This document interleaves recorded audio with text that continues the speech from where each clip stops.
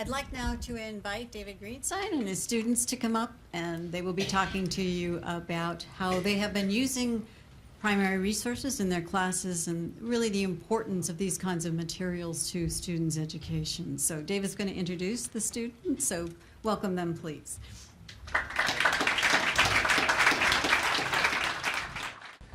So we just wanted to give you a little context. We thought you might want to hear from some students that have been using the kinds of primary resources, the kinds of archival papers that are being donated tonight in classes. And these are students who are part of an honors college course that takes place here in special collections.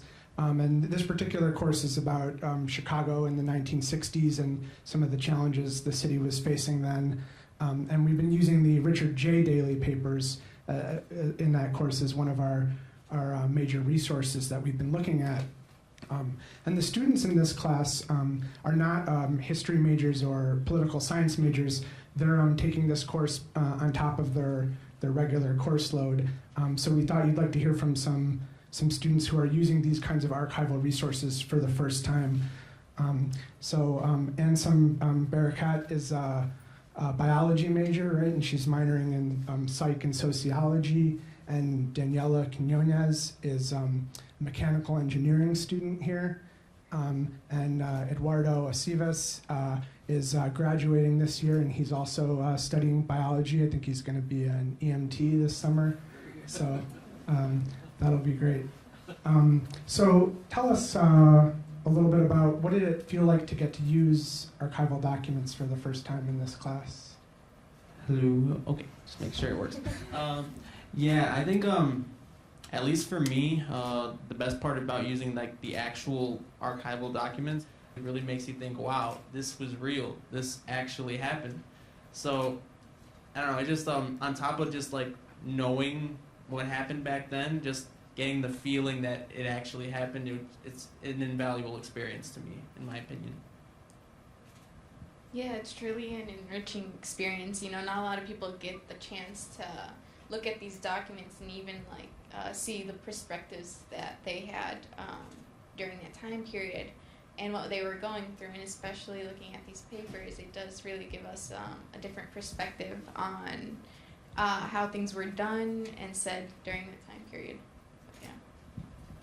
I agree with my classmates. I think that it was truly a wonderful experience to be able to see what was happening at the university during that time, and just seeing the intensity of all of these events.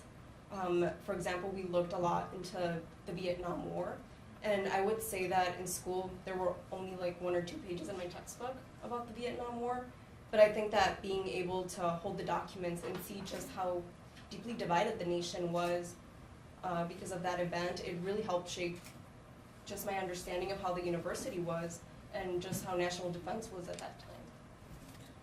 So what would you say is the difference between learning about Chicago politics by going online and Googling, Mayor Daley versus getting to use original papers from that time?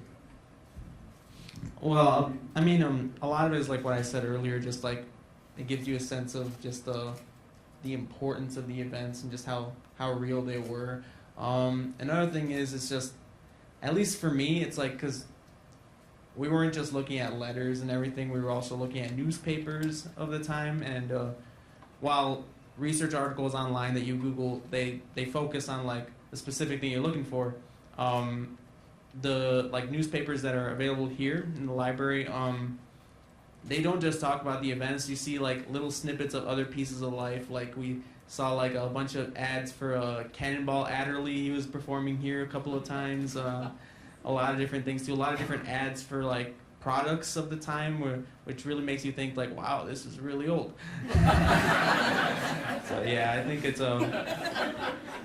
it's pretty good because it just it gives you a sense of what life was like at the time.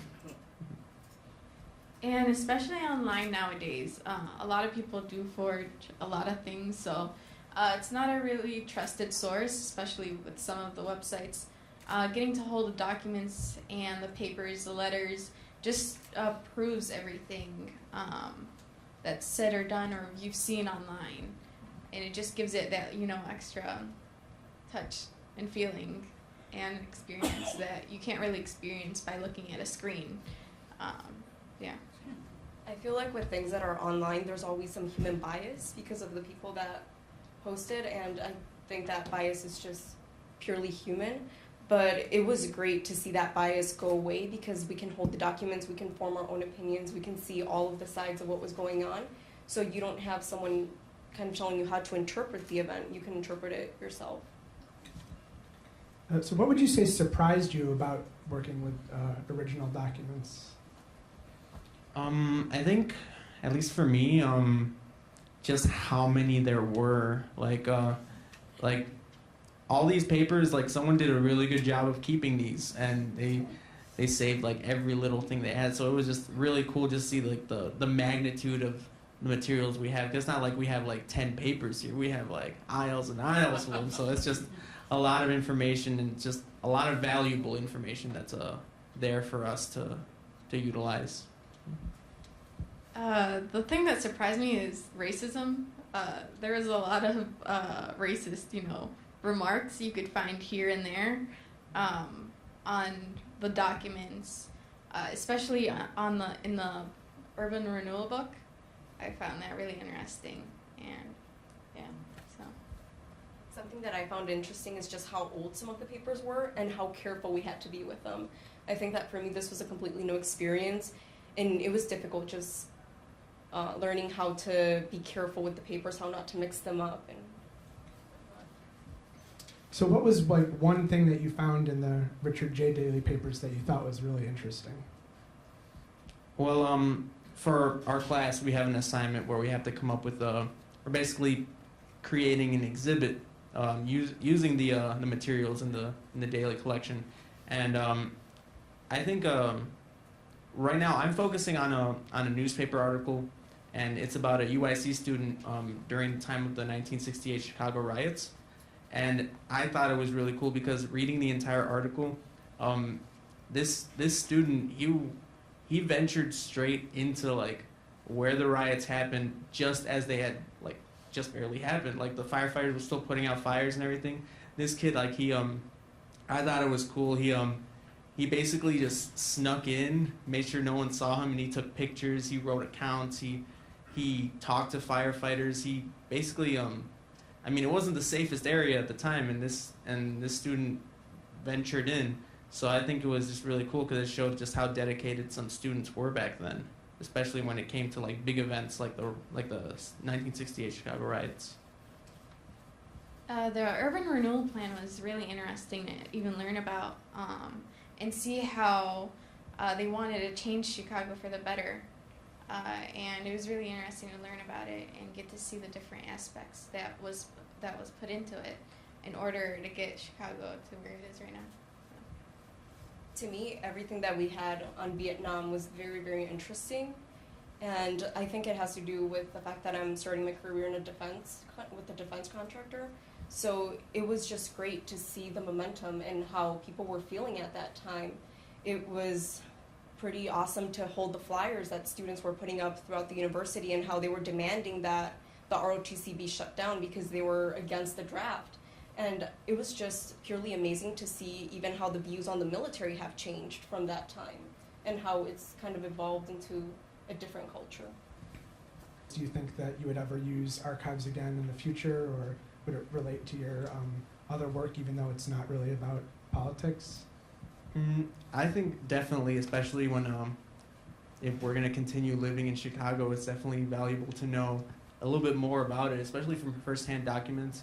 For me, this was very valuable just because even just a few weeks ago, I had to do a presentation for my for one of my criminal law and justice classes. It was regarding homicide rates in Chicago, and a lot of the information that I found here, it was really good to see. Like, it was just a lot of good insight into how the police were at the time, because I focus mostly on homicide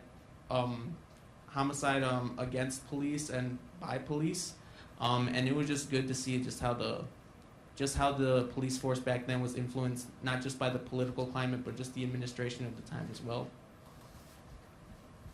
For me personally, I didn't use it outside in any of my other classes, but it did give me a very nice understanding of how Chicago was, and how the people were really supportive, and the protests that went on and everything that happened in Chicago, especially during 1968, which was a very remarkable year that a lot of events happened in it.